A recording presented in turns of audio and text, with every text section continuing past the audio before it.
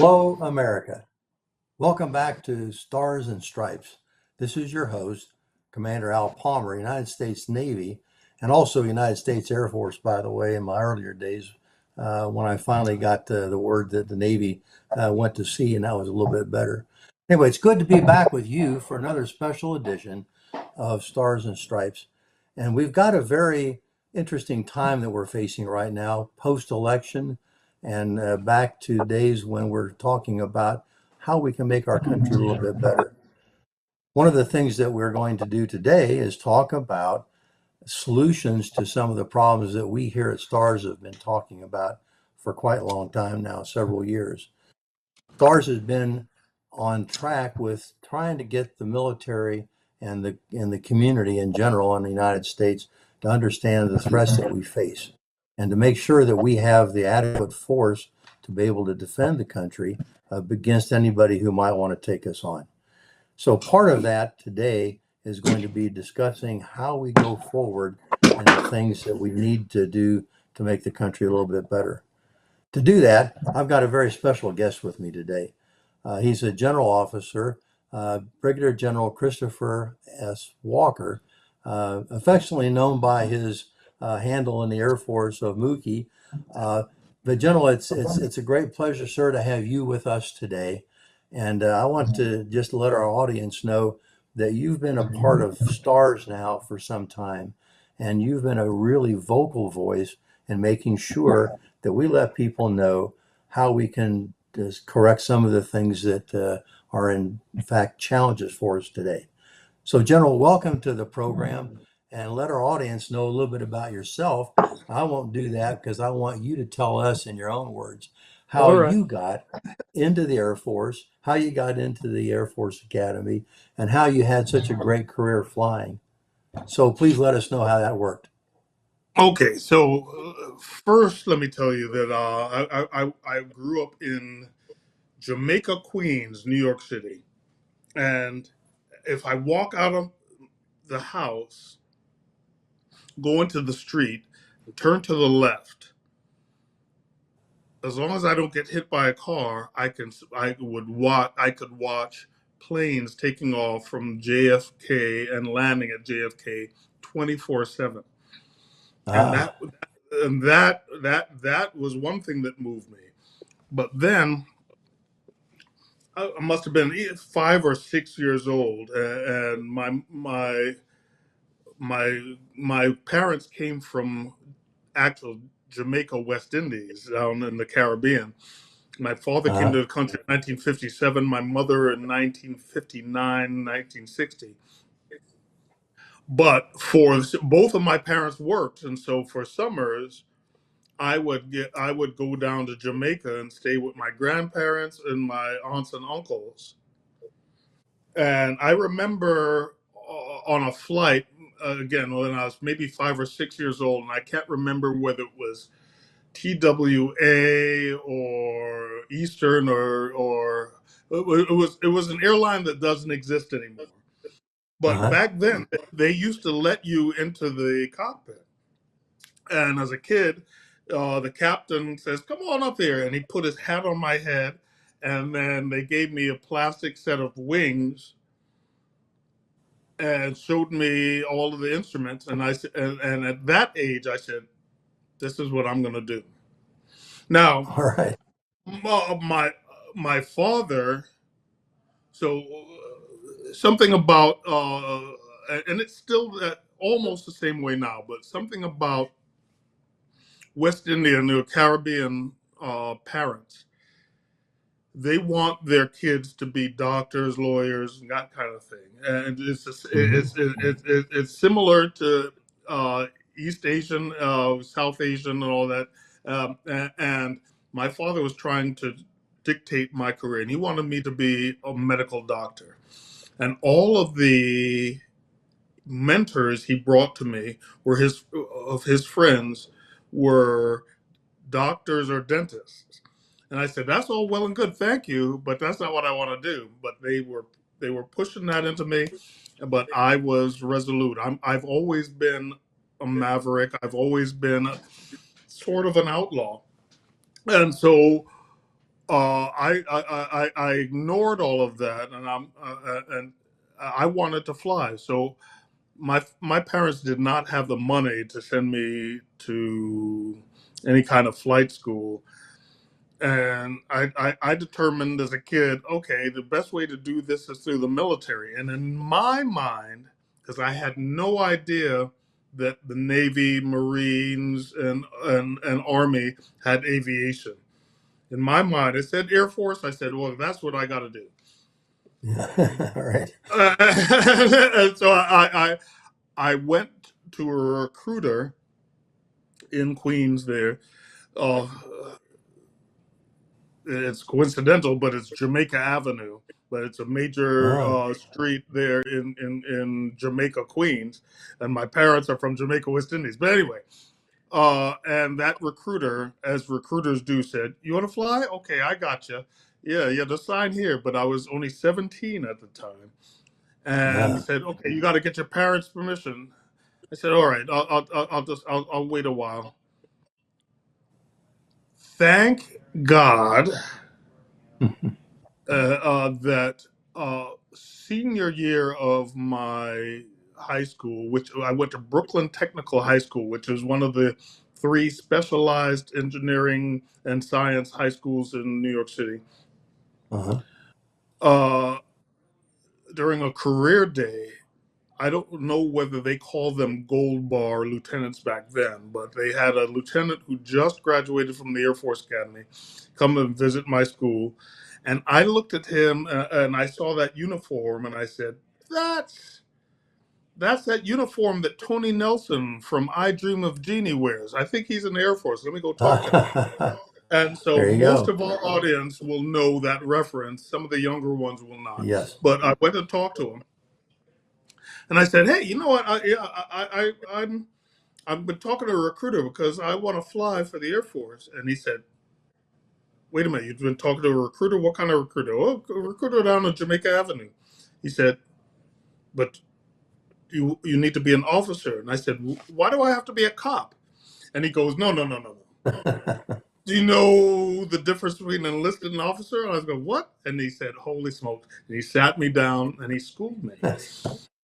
And I learned that I need a bachelor's degree, and then Yep. he mentioned the Air Force Academy. He mentioned ROTC and OTS, Officer Training School, and he said, and at that time it was true. He said, but if you really want to fly, you got to go to the academy because they'll take all the flight slots for everybody there who's qualified, and then they'll give the crumbs to ROTC and OTS. And I said, thank you. And after that, I went straight to the guidance counselor's office. And the guidance counselor knew about West Point, but really didn't know about Air Force Academy. And she said, "Oh, I'll get you some info." I said, "Never mind." There was no internet back there, so I had to get myself to a Yeah. library and do all the research. But the Air Force Academy is the only college I applied to, much to my father's chagrin. He Hmm. was livid about this because he still wanted me to go to medical school. And I said, Spread the wealth. and, Yeah. and he was really upset that I refused to fill out any applications for any other college. I by that time there were several things that were against me to get into the academy. First of all, starting in my senior year of high school, and then secondly, after I took all the tests and the physical fitness tests and all the medical screening, by March or so, one of my classmates, John Cosman, he told at high school, he said, "Hey, I got an appointment at the academy." I said, "Okay, mine should be coming soon." All right. It did not, and I waited Huh. and waited, and then at that point, my father was like, "Oh, okay, well, this is only when he applied to. Let's make some calls." We called up the admissions office, and they said, "Hey, we're still waiting for your medical records from Dodmerb." I said, "I did that back in November." So we call up Dodmerb, and Dodmerb said, "Oh yeah, Christopher, yeah, we sent that to Coast Guard Academy and Merchant Marine Academy. And then we say, I didn't apply to either of those. Not where I want to And, go. and then they try to get things together. But by then, they had picked who they're going to pick for the year. And then they told me, okay, we'll have you on standby if you want. And I said, what? What does that mean? And then we talked some more with the admissions office, and they realized, okay, sorry, it's not your fault. It's the fault of Dodmer. Would you accept an appointment to the Air Force Academy Prep School? And I said, what's that? And they explained it, but they pretty much said, hey, if you make it through that, you're getting to the academy the next year. I said, that's what I'm going to do. My father was going, hey, how about Queens College? How about SUNY Stony Brook? I said, no, this is what I'm going to do. And so I went to the prep school, and then the next year I got into the academy. But that is how I got into the Air Force. Mind you, my mindset was just being a pilot and astronaut. And obviously, I didn't make astronaut, but nevertheless, it was the academy, though, through all of our training and being around people from all over the United States, actually all over the world. We had foreign exchange students that put me into the mindset of no, the purpose of this thing is not to just be a pilot; it is to be a career officer and lead. And Yep. and so things changed for me probably around my 3-degree year, my sophomore year. So how did that change your, other than the leadership portion of it and being an officer rather than just an aviator, but how did the academy experience change your life? All right. So in New York City, and to this day, it is the Uh, same way. New York City people who grew up there or grow up there, they are indoctrinated to think anyone with a Southern accent is stupid, and they're also and then in my neighborhood. And certain minority neighborhoods, the indoctrination is, oh yeah, white people all rich and as such. And when I got to the academy, I met white people who were so poor they didn't even have a bathroom or a working toilet in their own house. They had to go to outhouses. And I said, I thought that yeah, was Little House on the Prairie stuff. It still goes on.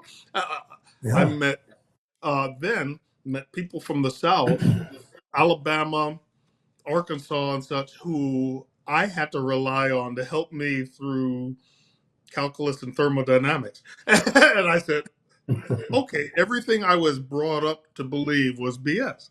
And so the academy changed me in order to find out that stereotypes are stereotypes. And isn't that the beauty, though, really, of the military? It relies on meritocracy and your ability to perform, regardless Oh of who yes, you are, where you're from, or anything else. It's a very I tell you, horizontal force, is it not? especially you go through Siri, all of the folks who grew up in the country and all of us in the city, we had our fingers around the country boys' belt loops because otherwise we were going to starve. So I said, Yeah. okay, I now know that the folks in New York City, if there was ever some EMP and it cut off everything, they would resort to cannibalism in 3 days, whereas the folks in the country would be like, we're fine. Yeah, we'll be okay with this. But it's Oh yeah, also it's also the isn't it also the self-discipline that you gain out of yes, that and the holy ability smokes. to depend on yourself to solve problems rather than finding escape routes and all that. I remember when I got into officer training school when I with my golf clubs and my sports car arriving, thinking I was going to have a great time. And within hours, I found myself on all fours cleaning the toilets with a toothbrush. And that's don't you think that's kind of Oh what yes. happens is you kind of get depressed a little bit to the point where you get rid of a lot of your own external self factors and have to rely on being good and being able to work with other people. That's the part that we try here in Stars, right? To let people I, know about. oh my goodness, I am actually grateful to God, grateful to Jesus that I went to the prep school before I went to the academy. Because if I Yes. went straight into the academy, I would have been kicked out, no doubt. Because in my neighborhood, when somebody comes up in your face yelling at you, you punch them in the jaw. And it took, and so if they, as cadets at the academy, it's people your age doing that, and it's like, okay, where I come from, it's a fight. When I went to the prep school, we had actual technical sergeants and master sergeants who were our Yeah. training instructors, and they're a little more intimidating, and they taught me how to be in the military. And I realized, okay, this they're not doing this because they want to fight. They're doing this because they're trying to make you better. And so, Yeah. thank God, I went to the prep school first. So do you think that's the case looking forward a little bit in today's world with the academy, Mm. and it's even true with officer training school and even ROTC? Do you think that there's that kind of active membership in the service that are the instructors to the point where they're able to relate not just educational material, but also the requirements for leadership and character, integrity, and that old word I know that you and I like so much, experience? I'll say this. So a lot of the left will try to say, "Oh, the folks coming into the military need to be led by someone who looks like them," and I say that's bunk and that's a cop out. Good leadership knows how to handle everybody, Yeah, and I've read uh, books of folks during World War II. For Navy, they call them the Golden 13, the yeah, first yeah, naval officers after World War II, and their testimony said there were white leaders there who actually inspired and motivated them, and there were some who still had that prejudice, but again, it's all part of leadership. Anybody can be a good leader, and anybody who says that me as a fresh black recruit, I need to have a black commander in order to perform, then those people have no reason to be advising the military at all. They don't know their butts from a hole in the ground. Leadership is leadership. it's interesting. In my days in the museum business, I got to know General Benjamin Davis. Yes. And General Davis was a remarkable leader too, but he had the same attitude. It wasn't about who you were, where you came from, what you looked like. How well can you fly? Can you do the job? And that's what has been the history of our military from the earliest days. Yeah, there's always been some prejudice. There's always been people who have different ways of looking at things. But in the final analysis, if you can't if you can't fight, if you can't work as a team, you're not going to survive. And survival, is it not, is one of the keys to this, right? It's not just you, it's the team too. No one's going to survive in a firefight or an air battle if you don't have everybody working on the same frequency. We have a lot of so called experts who are telling the military how we should think. Yep. With CRT, DEI, and all of that, but they've never been in the combat. And even if a young recruit comes into the Army, Air Force, Navy, Marines with an attitude that, oh, I only want to follow people who look like me, who are Hispanic or black or whatever, that all disappears when the bullets start flying, and then they look for the Yep. people who they know they're going to live. If they hang with, they're going to live. I've seen it over and over again, and Yep. and folks who might look like me, if they're clowns and I'm going to die with them, I'll say, "See you later. I'm going with the white guy." It happens over and over again. So it's just about leadership. It's about survival. The survival instinct kills all of the other prejudices and indoctrination. The External survival instinct, factors. all the external factors get thrown to the wayside when survival comes in. Well, and so and you and I as aviators know that when someone in combat gets shot down, especially if at night or something, no one's going to stop and ask where they came from, north or south, white, black, Asian, That's right. whatever. No one asks who, what, anything other than where are they? How can we get in there? And then people go in, risk their lives to rescue them. And when they're all back together, they go out and have a beer at the bar, and everybody's happy. You know, I wish that our life in the general society could be more like that sometimes. So I've been flying in combat and on the ground in combat. And what I have observed is that brings people together tighter than actual families. Oh yeah, I've seen over and over. You and I are old enough to have seen people's marriages that dissolved because they would not talk to their spouse about what was going on, but they would talk to their shipmates, their wingmen, their foxhole mates about what was going on, and the spouses couldn't handle not being read in on this, and they couldn't handle the tightness, and it yeah, ended marriages. But combat brings people together tighter than anything. does indeed. So you still stay in contact, I know, probably with the guys you flew with, Oh yes, and and we the do guys here I flew too. with, and the guys I was in Baghdad with.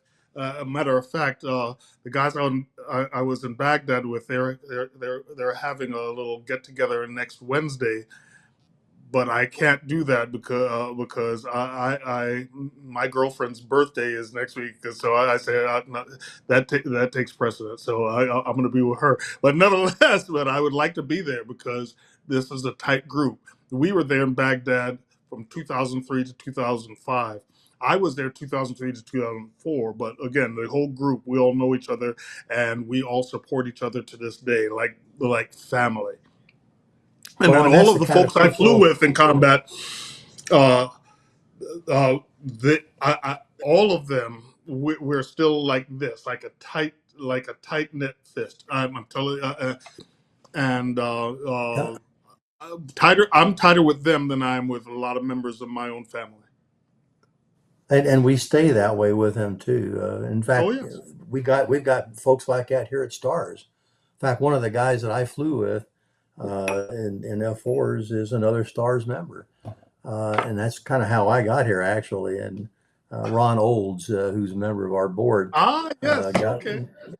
so Ron and I flew F4s together. But you're right, it's that lasts for years. With us, it's been over 50 years, and we see each other not regularly, but when we do, it's like It's time has like you. not passed. Yeah. It's like it was only a couple of days ago. It was exactly. So The fire don't you does think it's not that? die. No, it doesn't. But don't you think it's that kind of bonding and that relationship that exists between people in teams in the service, whether you're a wingman or whether you're a sailor on a ship or whatever you're doing, that you have to Yes. rely on everybody else, right? And So if you're a leader, it's even worse, isn't it? You gotta get into their world and their mindset and make sure so that they're taken care of. so two things with that. I'm going to start by saying, again, the so-called experts are trying to tell us what to do, but what they say is counterintuitive to what NFL, NBA, and Major League Baseball does. Yes. so Oh yeah. and they have been doing it right for decades and decades. You know, again, it got integrated 50s and 60s, but nowadays all they care about is can you catch the ball? Can you hit a home run? Can you get the ball in the hoop? Yep. And the coaches, you don't have minority players going, oh, I can't work for this coach because he's white. That's whereas the left is trying to tell us in the military that that's what we should be doing. They don't know anything. All right. Again, I always try to say, let's follow the professional athlete model. And if they want diversity, fine. I'm good with diversity, but let's do it the right way. It will happen naturally if we go out there and inspire people to be on our team, and they put out the effort to be the best, and they will come to us. But if we always incentivize by saying, oh, we'll pay for your college, we'll do this, blah, blah, no, no, no, no. We need people who want to fight for the United States. Everybody else, meh, stay home, go do something else. Uh, the military is not for everybody. Okay, Yes. and we need butt kickers. It is what it is. We Yeah. need to be operating like professional sports, and everything will take care of itself. So it's different than working for IBM or Amazon Big or time. Morgan Stanley or any other company, or even if you're a doctor or a lawyer. As you say, the difference is we have to be exceptional at what we do, not ordinary, because of the demands of the job itself. And it is dangerous. It's life threatening. It requires commitment. It requires honesty and integrity. So that makes everybody a little different when they get in the military, which brings me to the subject of, so how did we get here with the DEI CRT? How did that creep in, do you think, into the military, which you would think would be the last place it would probably occur? So this will be controversial, but again, I don't care because I'll say it. I'll say it to Obama's face. It was Obama that did that, and he got rid of certain leaders in the military, and he brought in his believers, and he was trying to transform the United States, and that crept in little by little, and I saw that with certain superintendents of service academies, and little by little it started creeping in. But again, the left Marxists, they do the long march. They won't come crashing in. They're going to do it little by little, and if they can take over the education of our youngsters, everything will take care of itself. That's how they've done it in the past. Once President Trump came in 2016, Mm-hmm. they said, "Holy smokes! Oh, this is messing up our agenda. This is messing up our strategy." And they came out of the woodwork, exposing themselves for what they really, really want to do. And I say, thank God for that, because then in these last 4 years, Americans woke up, and I'll say this: uh, I saw the transformation over the last. So I go up to New York City pretty often to take care of my mom. My Mm-hmm. sister and I hired somebody to live with mom 24/7. Mom is 91. But sometimes it takes more than one person. And so my sister will go up there, I'll go up there. Yeah, I it can go does. up there more often because I'm retired now. My sister has to take leave, and so I'll do it. But whenever I'm in New York City, in Queens, in my neighborhood, my mom hates it, but I will wear T-shirts that say things like "Keep women's sports female," or T-shirts that say my pronouns are NOR/MAL, normal, or proud American garbage. And I expect people to say something to me. To my surprise, most of the reactions were, yeah, from black Good. people in my neighborhood. And I said, and that's when I said, okay, they're waking up. I know how this election is going to turn out. Because it's an American thing. That's right. That's right. A lot of these, and then when I talk to my mom, because on each Sunday she will keep the TV on uh, church sermons and such, Jimmy Swaggart's channel and such. Uh-huh. And so then I start saying to mom, okay, so is that what you believe? She goes, yeah, yeah. I said, here's what the person you voted for says. And she goes, they said that? I said, Mom, are you not paying attention to what the people you vote for say? Well, she says, no. And so I've been transforming her as well. So that kind of brings us back to the point of talking about how it got into the military. But the Mm-hmm. military has been notably apolitical. We're supposed to be that way because we're not supposed to take sides on things. We're only supposed to lead and perform, right? So Well, if that's the case, then how do people justify having DEI there as a political arm of an ideology? so unfortunately, and we all know this, and anybody who says otherwise is ingenuous. When you get to the 3 and 4 star level, you have to play the game and you have to be political. Mm-hmm. And this past administration, especially Obama's administration, they said, okay, this is what we have to do to get up there. We do it. Trump's administration, he went against that, and some of them went rogue on him because Yeah. probably didn't expect him to last more than one term, and and uh, and they were resistors. But they weren't going along with the American public. They were going along with the administration. And I saw that. And we all saw that. And so I lost a lot of respect for a lot of higher ranking generals and admirals, Mm-hmm. because and again, I will tell them to their face as well. I will not hide from anybody. Let me know anytime I come to DC. I'll go right up to them and tell them to their face. But yeah, I lost the respect of a lot of them because they were going along with the politics and not with the Constitution, but they saw that as their way to rise. I think Yeah. that's about to come to a crashing halt now. Do you think that there was part of that was due to the influence of the SES and higher grades in the Pentagon, and or political appointees? Because again, if Yes, the military is supposed to be apolitical, I think we're talking about those of us in uniform, but that doesn't necessarily apply, does it, to to the civilian side?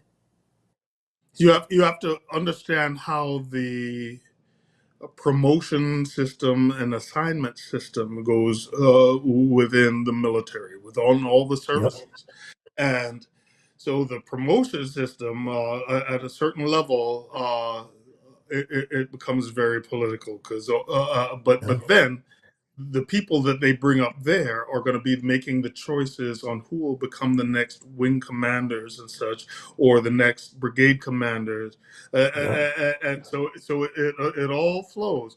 It's all part of the long march, and some of us have been watching and going, okay, okay, and we I'll tell you this.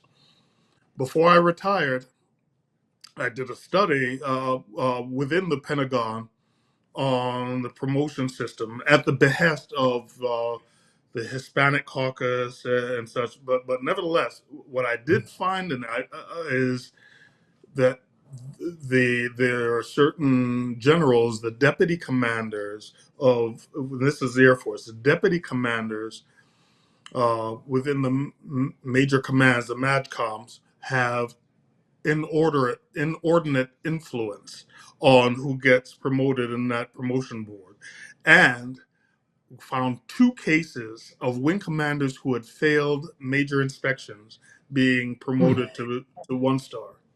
And I said, there you have it.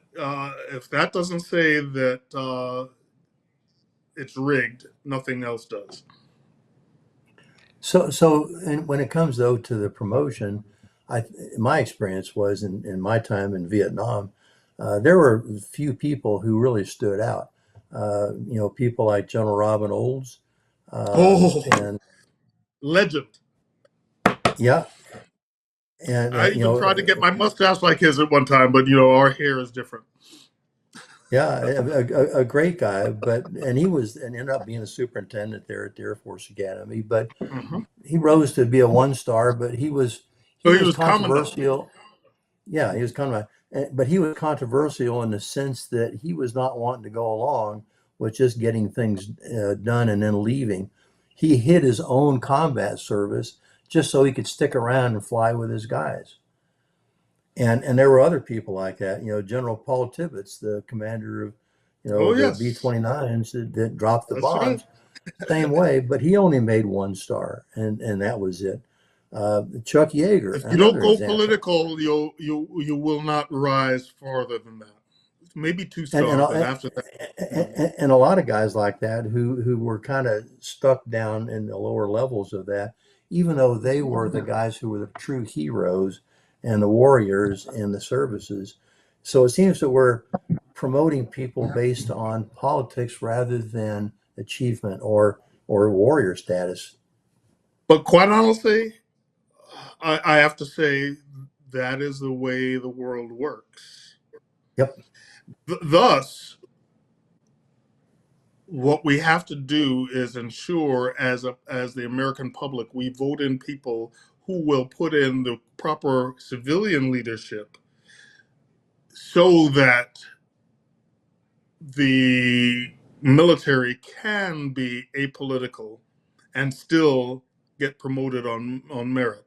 And that's very, very difficult. I really, quite honestly, it doesn't matter which side. That's going to be a difficult nut to crack. Yeah. But we have to get the civilian leadership in there, the SecDef, the assistant secretaries, all of those who run an organization, so that, hey, all I want y'all to do is win the wars. Let us take care of the politics, Yep. and things will get better. Hey, So Al. so getting back, Al, yes. excuse me, podcast producer Cindy here. General Walker, what is the role of the civilian policymakers in the Pentagon in pushing the DEI agenda? Because I don't think that their role is really known. People kind of focus on the military, but can you tell us about the policymakers? Okay, so let me say this again. Those of us in uniform realize who's really in charge. Thus, if they start pushing controversial policies, uh, most of the time you'll find the folks in uniform that's going, "Yeah, boss," and very few people have the cojones, the fortitude to be the Cassandra.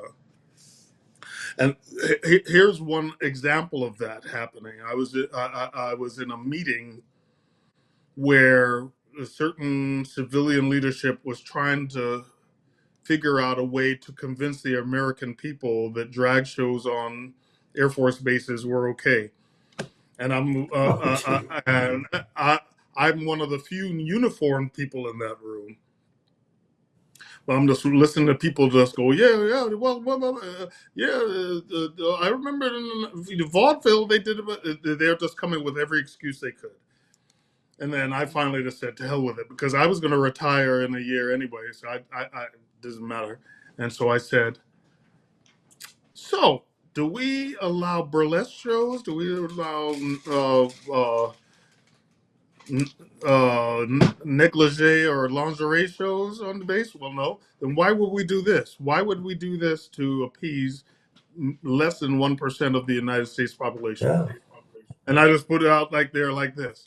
And then another person came in and said, "Well, yeah, I wrote, yeah, back in 1980 something, we did ban those kind of shows, and so yeah, maybe this isn't a good idea." But I said, if I hadn't said anything, they would have convinced themselves that, yeah, we're going to push forward with this, and we're going to convince the American people that they are crazy. Do you think that's partly though because people talk about DEI and those kind of things with appealing to other groups are fundamental to using that as a force multiplier? so that we have better people, that we appeal to Well, them, we get them in, and all of a yeah, sudden they're now the strength I've of what watched we're doing? I've watched all of this, and I watch who within the force are the true butt kickers, and I say if that particular community were we brought them in, they were the ones. Okay, so let me put it this way. So the British brought in Nepalese warriors, the Gurkhas, and they were a force multiplier because they Yeah, were true A kickers. Okay, yeah. all right. And so if you want to appeal to them, fine. Here, this community. Oh, I don't know why this is doing all this fireworks behind me. Sorry, I guess I have to watch my hand movements. But but That's all. but again, this certain community they're trying to appeal to. If they were to come in like Gurkhas and chopping people's heads off and making the enemy fear us, then fine, appeal to them. But they're not. They are not. And so let's stop trying to appeal to people who are not going to make a difference in our butt kicking ability. That that's controversial, but I said it and I'll say it to anybody's face. I don't care. So thinking ahead a little bit here, knowing that that's a problem, that we have these things that have occurred which are weakening the services and being corrosive. How do we go forward? What would your view of somebody as a head of the military somewhere, whether it's in the Pentagon or in the field? What would be your model for someone that could do that? What would they look like? I'll put it right back to the professional athlete model. I say, let's Yep. go and do it just like the NFL does it. We have to start early. Uh, we have all these people saying we can't militarize our kids. Yeah, whatever. I differ with that opinion.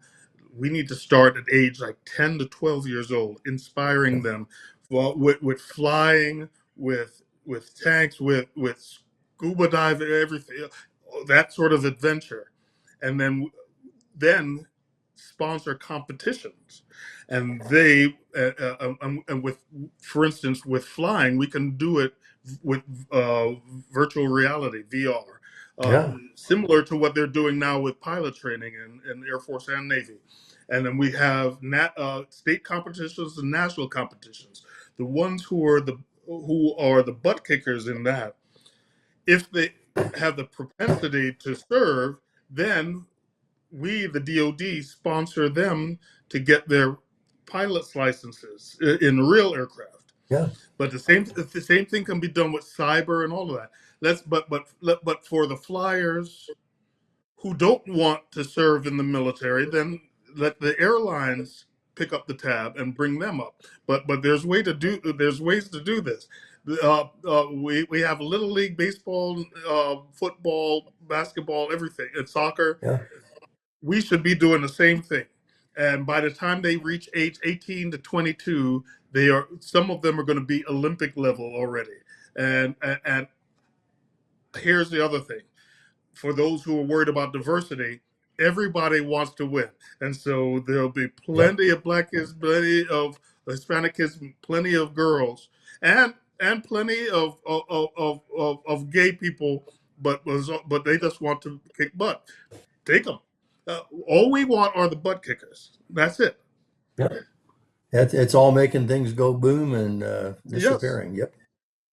So one of the people I had the fortune of meeting when I was a museum director was Cliff Robertson, the actor, and Oh he my was, gosh. I'm old enough to and remember he, him in a lot of movies. Yeah. yeah, and he became a pilot.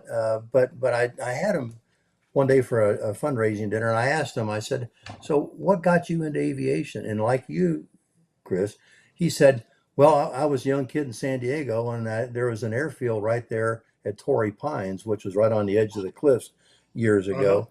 And he said, I'd take my bike and I'd go there and lean it up against the fence and watch the airplanes kind of leaning over the fence. And he said, one day one of the pilots came by and says, "Hey, kid, you know, You want to go fly? And he says, well, yeah. And he said, well, if you wash my airplane every day for the next couple of months, I'll take you flying. And he did. And that's what See? got him interested in flying, just like you did, and pretty much Uh-huh. like I did too. As a kid, parking my bicycle at the end of the runway when my dad was at Langley Air Force Base. Anyway, but that's the whole point, isn't it? We need to inspire people to want Inspire. to serve, in spite of who they are, where they're from, because we can do that in our country. Other places can't really. But instead, it seems Part that of my now, testimony when I was an expert witness for students for fair admissions against the United States Naval Academy, I uh, said the strongest thing we can do is inspiration, and we've yes. lost that art. And We're trying to instead, now do what we things do the easy is, way with bribing. Oh, we'll pay for your education and we'll give you all these benefits. We need to inspire them to want to serve. and that leads me to that next question, which is instead of doing that, you're right, we're paying them. And that's a problem with the people who are already into service. And even when they come in, we're paying them reenlistment bonuses, bonuses Hmm. to officers just to stick around. And the problem is, even with a lot of money, they're not sticking around. And that's disturbing to me because you know we used to be able to count on families that had experience in the military service to have their Yep. children, their relatives sign up, and now we can't even do that, and that's on the wane. So yeah, we've got to work real hard, I think, now in re-inspiring people to want to serve. And I examples have. of people like Cliff Robertson, and I'd Mhm. suggest, General, you too, having done that, that's what we need to point to. I have literally scores of friends, retirees, who say they are discouraging their children and grandchildren from serving because of Yep. the way the military is going now. And I'm going, oh my God. And I try to sway them and say, hey, look, how about encouraging them to serve, but encouraging them to be the stalwarts and bulwarks against the leftism, so that our military actually has a chance. Because if they don't join and only the brainwashed join, then we are all done. Well, maybe there's some hope on the horizon here. I don't want to be too early in predicting things, but my grandson, I got him to join the Navy as a sailor Ah, years ago all right. because he was kind of a wayward young guy in some ways. But he joined and served for a few years, but he got out about a year ago, and it was partly because of all of this we're talking about, the attacks on who you are, what you're doing, and all that, and the paperwork and endless lectures and things. I think he had it. Well, he just wrote me the other day, his dad did, and said, guess what? He's going back into the Navy as of this week. Hot dog. There we go. Now That's what. that's just a small story, but I suspect that if we at Stars are more successful as we have been, we can spread that word, don't you think, about how this is now a new route, a new Yes. beginning or a new awakening, perhaps. I predict that after this election, all of a sudden, the services will not have a recruitment gap. It'll. That's my prediction. We'll see. I'm Yeah. willing to actually put $100 on the table about that. But nevertheless, but but I'll uh, join but you. but Stars, Calvert Task Group, MacArthur Society. If we start spreading the word that, hey, our DoD is back. Let's go. Let's ride hard. We will actually positively affect our DoD. Well, and it's a real resource, I think, as you described. We have the ability to do it because we're not in the middle of that cauldron inside the five-sided puzzle palace. We can advise and direct a bit from the outside, right? And That's right. and and I always, like to tell people, look, what's made us great, all of these people who have sacrificed in this long gray line or blue line or green line, of generations of people who have served for us, of which you and I are part of. We rely on that so that we can continue to be a free nation, because we're a nation of volunteers, and we have an all volunteer force now, right? We didn't always, Yeah. but we do now. And quite honestly, And there's some people who are advocating to bring back the draft, and quite honestly, oh, I can't agree with that because I only want people who want to be there. It's hard enough trying to inspire people who want to be there, but then trying to inspire and lead people who don't want to be there. That I'll leave that to prison guards. We have a Super Bowl winning DoD to build. well, and I think our wonderful producer Cindy and I have had that conversation. I know you and I were part of one just recently, where some of the folks are expressing the idea that people are coming into, particularly the academies, who don't necessarily have the same standards of integrity or honesty. It's okay, because you know what? This is our culture now. We come from a culture where it's okay to kind of take shortcuts. It's okay to cheat a little bit. And so we don't necessarily need to have a lot of integrity. No, we do. And if we don't And have what makes people it that we worse is bring when in, the leadership at the academy goes along with that attitude. And that's why I say, yes. okay, all is lost. Get rid of them. Raise the institution to the ground and rebuild it because something went wrong.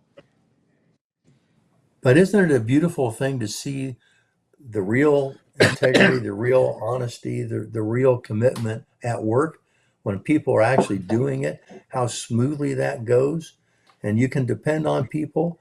You know, as one of our members the other day in Stars said, who's a Blue Angel, or was, still is. You're always a Blue Angel, I think. He says, "Look, if I'm going out to fly my if I'm going to fly my airplane, I want to trust my mechanic, who's been working on it, to have done it perfectly, so I don't even have to look at the airplane. I can jump in, start it up, take off, fly inverted, and know that I'm not going to go auger into the ground." That's the kind of thinking and the kind of attitude we got to have, right? Don't you remember the good old days when we did not have to lock our rooms at the academy, and Yes. we can leave Yep. money out on our desks and it'll be Oh just yeah. fine? Uh, I found it Yep. interesting when I was stationed in Japan, January of '95 to March of '97, in Tokyo, even a bustling Yeah. city like that. Same way, if you dropped your wallet on the ground, you could expect somebody to call you, here's your wallet with all your money in it. Oh Uh, yeah.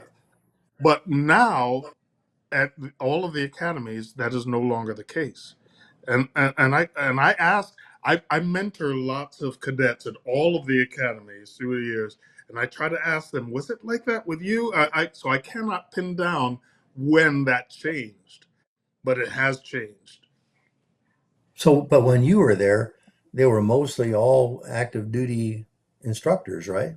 Yes, yes. Oh, the Lord. Okay, so you got me started.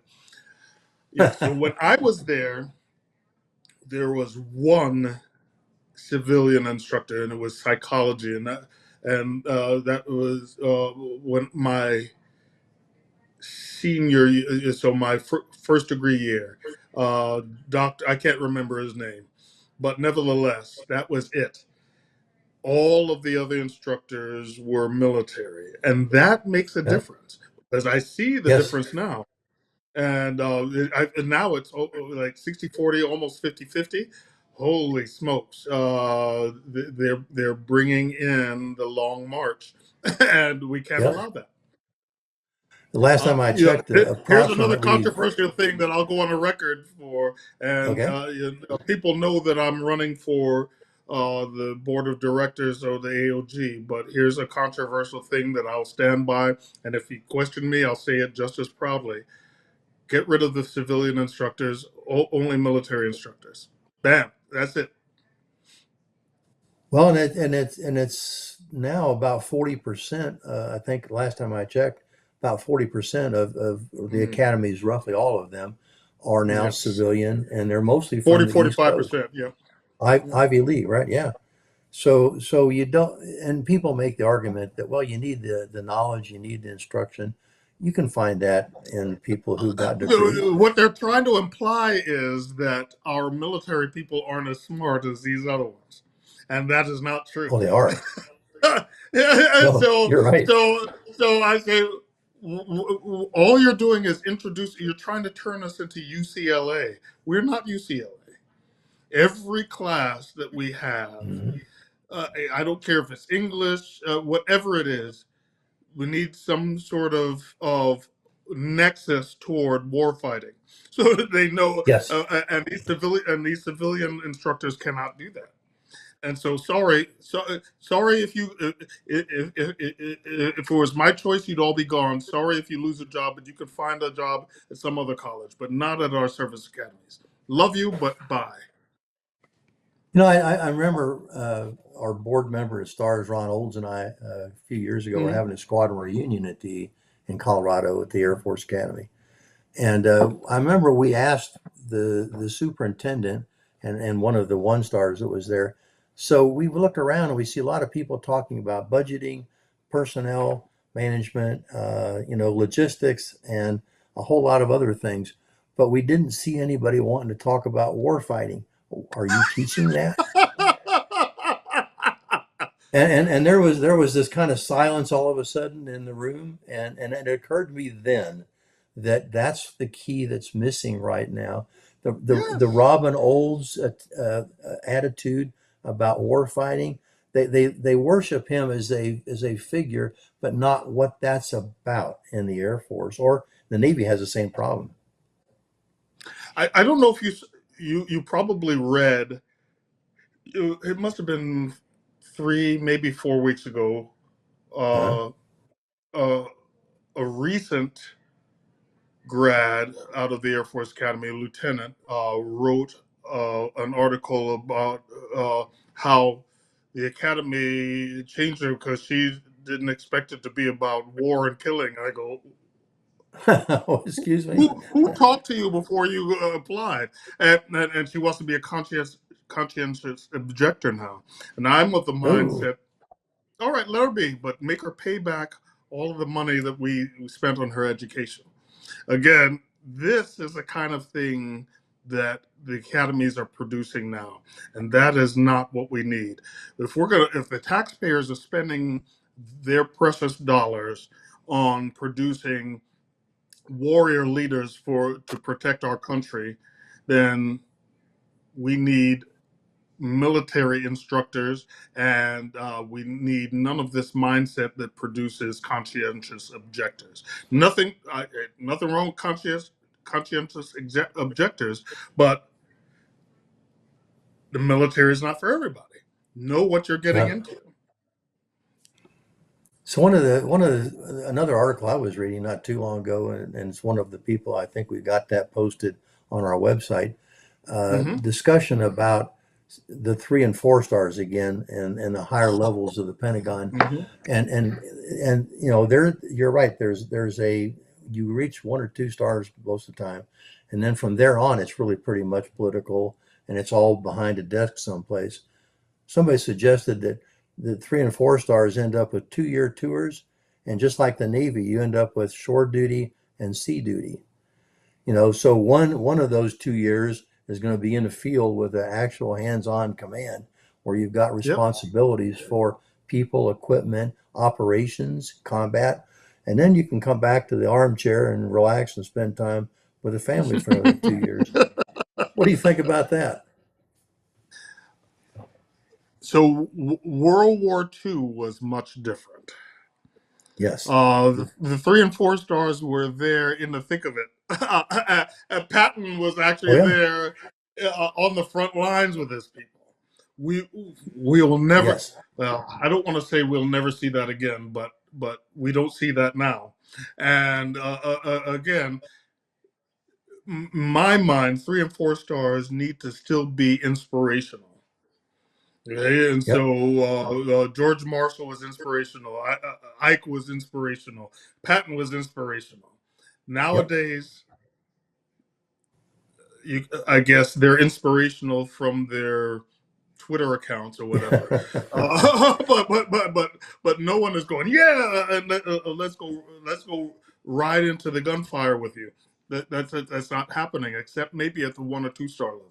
And Yeah, I think it's time for a change on that. Again, this is controversial, and yeah. yeah, but it is what it is. I say what I say. Well, we got a new sheriff in town, it looks like, in the Pentagon. That's right. And And and he's that'll be already interesting. let it be known what he's thinking. He's rapidly building his cabinet. And yesterday, when I learned Pete Yes. Hegseth, okay, uh, I said, okay, and I know about Pete Hegseth, but I knew Yeah. that the main opposition from the left would be that he was a reporter for Fox, but they would never look into all the other things he did. Yeah. So I said, "This is controversial, but I'm behind it. I'm with it. Let's do this because I know because I've listened to a lot of the things that he said about where China is and where we are, and how I'm not sure what will be bleeped out, but he said something like, "We have our heads up our butts," while China Yeah. is trying to get it together. And so I said, so I think will be a great choice. And there are a lot of 3 and 4 stars, and even 2 and 1 stars who are probably biting their nails right now, knowing that their time is limited. Well, it's a very odd juxtaposition in a way because he's an actual warrior, and he's Yes, been in battle. 2 bronze Uh, stars, yeah, and so and he he's a scholar. Was it Harvard and what Princeton but again, uh, 2 different Ivy League schools. and So it might be so Harvard. he's a Yeah. major. He was a major, I guess, Yep. when he Yeah. left the service. So now here's Former a SecDef. major. Well, we had what was his name? But he was an enlisted. So yeah. So Yeah, major. Yeah. Exactly. but he's going to now. So yeah, the 3 and 4 stars have got to now deal with the major, who's the Hmm. actual combat veteran. That's going And to be an and interesting he picture. and also he wrote the book on DEI in the military and how it Yes. harms. And Yes. so, General Walker, what's going through the minds of all the DEI people in the Pentagon right now? I imagine many of them, especially the the really really higher ups, are figuring out ways to hide those offices, so they can try to wait out the storm. Well, for instance, the Secretary of the Air Force Office of DNI is no longer there. They folded that under the Assistant Secretary of the Air Force for Manpower and Reserve Affairs in a sort of resiliency role, to try and hide it because they saw the writing on the wall. But with Pete Hegseth in there, and especially if Matt Lohmeyer comes in as part of a task force, uh, Yes. all of that will be rooted out and it'll be gone. And I wouldn't mind being there helping them. And so, for those of our audience that might not recognize the Matt Lohmeyer name, he was lieutenant colonel who was thrown out of the Air Force because he was exposing Marxism and the lack of leadership in the new Space Command, Space Force. So yeah, but he's a soldier in line with Hegseth. They're both characters of the same cloth almost. So that's going to be interesting to see how that works. Well, General, listen, thank you so much for being with us here today, walking us through some of that history and some of your great experiences. And thank you for serving your nation and for flying, and your story about getting into flying and the Air Force. If I didn't love it, I wouldn't have stayed so long. I'm telling you, the people within the DoD are the thing that kept me in. Yep. I saw tastes of civilian life and went, meh, I'm not going to get the same camaraderie. And that's why I stayed so long. Well, and hopefully there'll be some young people perhaps watching this who might be inspired by some of that. I hope that they will. And if they've I listened hope so carefully too. to what we talked about, there's enough material there for them to digest. Remember, thank young you for people, we being with want us. butt kickers. Well, that's exactly what we're going to get. We've had them before. That's We'll right. concentrate on that, General. I promise you we'll do that. All And right. thank you for being with us. And to our audience, thanks for being with us for another special edition of Stars and Stripes. We're not shy about telling people how it is, and we're here to try to see if we can be a solution to some of that problem in our country, and only because it's got to work for you, the people out there watching this podcast. Thanks for being with us. We'll look forward to seeing you next time. This is Alan Palmer signing off. And General, thanks for being with us.